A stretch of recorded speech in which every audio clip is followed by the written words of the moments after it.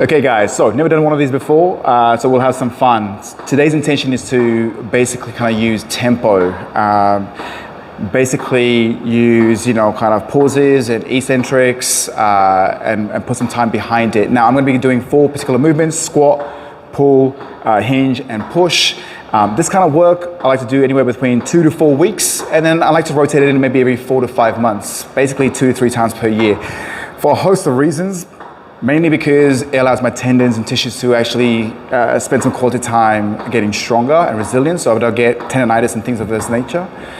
Also to improve technique. Obviously personally for me, I've been rehabbing a lot of shoulders, so push and pull. So I'm actually not pretty strong on the pull, so this is how I've been able to build myself back up. So whether you've been training for 10, 20 years or just starting out, you can use the same protocols or principles to get better.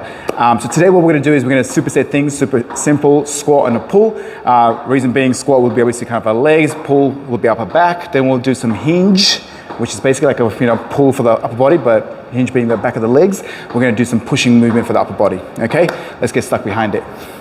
Okay, so these are called Klokov squats. It's basically 7-second eccentric with a 6-second pause. Let me do a quick set and I'll talk a little bit more about the why, okay? So I'm gonna initially breathe out, breathe into brace, and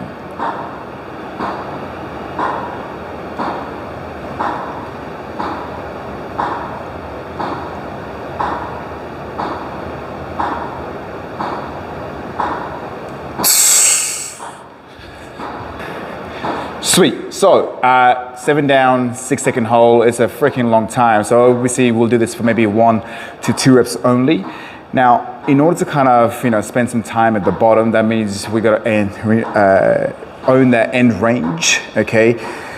We are looking to develop a little bit of hip flexibility, hip mobility if you like, in the simplest terms. But that 7-second eccentric is also then kind of loading and making sure we're coordinating appropriately, staying balanced on our feet.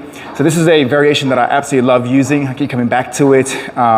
We use it in technical blocks for anybody who's looking to actually improve their hip mobility, but still want to do a little bit of strength work without exhausting themselves. We don't need much volume, but the intensity can be quite high still. So this is something that we rotate around pretty frequently.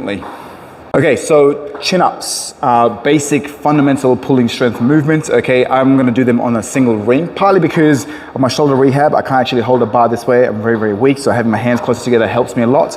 But this is the movement and protocol we'll go for. 2-second pause at the top, and then a 5-second eccentric. So we're gonna come through, slow.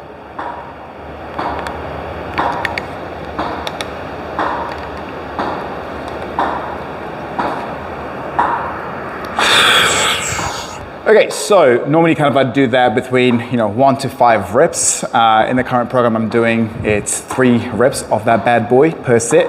And again, really simple. The idea is with the isometrics, we're spending time in those end ranges we simply wouldn't, right? Think about a lot of times when people do any pull-up or chin-up type of work, they just get their head through, okay? People already lack that last little bit of extreme range, right? So that end range effectively. So starting in that position means I get to spend some time making sure my elbows, my tendons, my biceps are loaded properly, but also kind of figuring out what villages do I need to light up from the back of my shoulders. And then that slow eccentric means I have to make sure I'm using my back, not my arms, for me to be able to do it sustainably.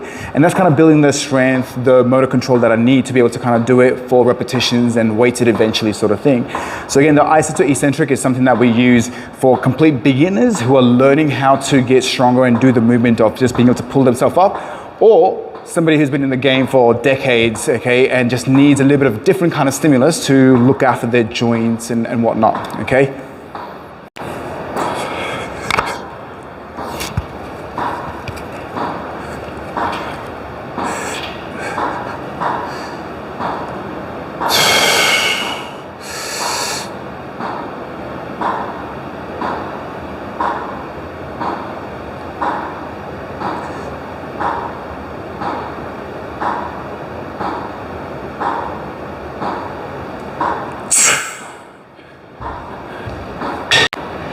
So that was my second set. Now, obviously kind of spending that time at the bottom, few things that people often say about squat or struggle with squat is obviously the hip mobility and ankle mobility. Well, we can get pretty heavy, okay?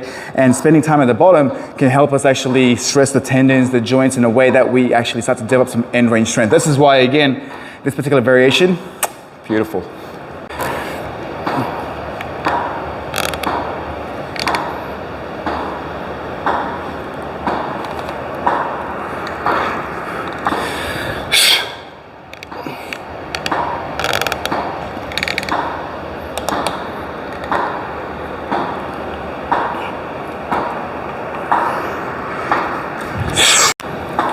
Okay, part of the other reason I love kind of the eccentric iso to eccentric, especially in chin-ups, is that a lot of people when they're pulling movements, they end up hurting their shoulders. They move all the shoulder girdle up, which means they end up loading the bicep. You know, when you try actually get on top of the bar, you're actually getting further away from the bar. And most importantly, no one's kind of really using the back. So to be able to kind of understand how to recruit the back and then keeping the shoulders away from the ears at all times, that's how we're going to build strength through full range of motion, but also kind of in ranges that a lot of people, when I say a lot of people, majority of the population don't even care about, right? That means we can then do things overhead a lot more freely, easily, with confidence. Okay, so onto the B series. We're gonna do RDL, Romanian deadlifts, because all the best things come out of Eastern Europe, of course, okay? This is the protocol that we're gonna be doing. We're gonna be doing 3-second eccentric or lowering phase with a 1-second pause at the end range. Now for me, I like to stand on the plates to extend that range of motion, but you can simply stand on the ground as well. Obviously, we're gonna have to deadlift the weight up first. Boom. Okay, 3-second down, 1-second pause.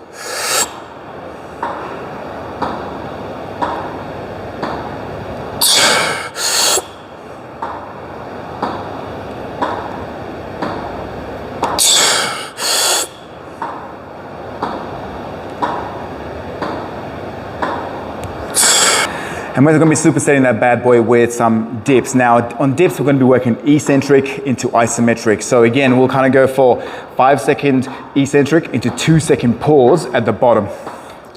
So that's what this would look like.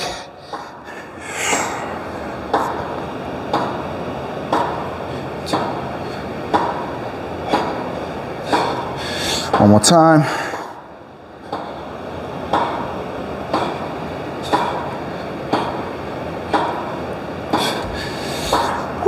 There it is.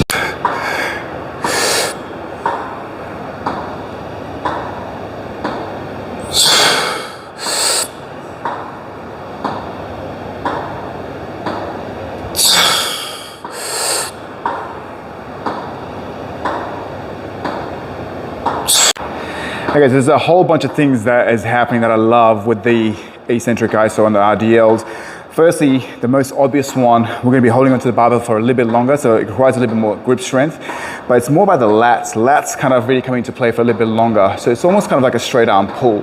But really, obviously, when we look at the lower body, stretching the hamstrings, okay, to work at that extended range of motion, and pausing means we're actually loading the tendons and the muscles in a way, okay, that they're going to be resilient with. Now, the intent here is that, you know, we can sort of kick high or have access to our hamstrings when we want to, however we need it to come into play, right? As opposed to kind of, you know, the old I feel stuck sort of thing. Now with the eccentric as well, we get to actually understand how to hinge, keep the weight, and where am I actually loading, rather than kind of what a lot of people tend to do, which is kind of, you know, just all in the lower back, right? Obviously the weight needs to be appropriate because the intention here is to dial the technique in and work through extended range of motion, not to set up PB, okay, by just shifting back and just having the, you know, barbell come round by the knees, which is also right, but completely different context.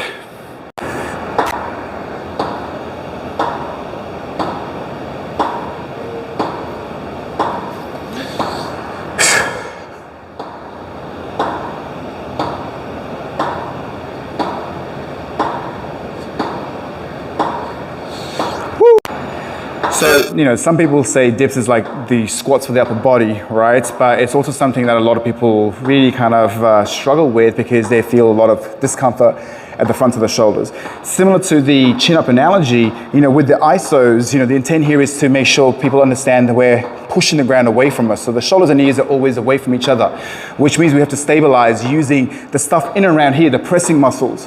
When a lot of people unfortunately, a lot of people don't use their pressing muscles, which means their whole shoulder girdle comes up. And then you can see here, the joint hasn't got anywhere to go. Therefore, a lot of discomfort here. But if we do it right, keep the shoulders away, the loading on the chest, the tricep, it's phenomenal. But the extended range, okay, so let me just quickly jump on. You know, the intent here is that when we come down, this is a range of motion thing. A lot of people do their dips around about here, but we can safely, okay, work here and build some tissue tolerance here as well. Not this sort of thing. That's when people start to really hurt themselves. So again, the eccentrics to iso, it's beautiful to kind of actually understand how to own your range of motion, coordinate, and actually build some tissue resilience in that position.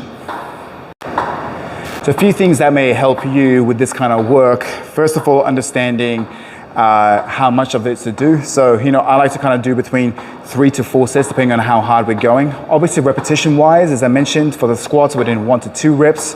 And then for the chins, you know, anywhere from 1 to 5 reps, depending on what you're working towards with what context. Same thing for the dips. With the RDLs, I like to kind of think I'm going to be doing between 6 to 8 reps with the slow eccentric. I did 3 seconds eccentric with a 1 second pause, but generally I prescribe 4 seconds down with a 1 second pause. So really kind of, you know, if you can get 3 to 4 working sets on each of the supersets, you're doing an amazing job. As already mentioned at the start of this video, you know, I like to do this for 2 to 4 weeks. So again, this is not something we're married to.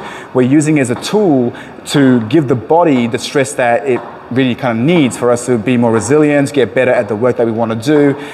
We can use it from a prehab perspective. We can use it from a technical standpoint of view. We can use it as a strength standpoint of view. So the context can be molded into, you know, whatever your needs are. But the fact is, you know, for us to go slower means we have to really take ownership of the work, really understand it. And it's something that we can kind of use moving forward to be strong, supple, and savage.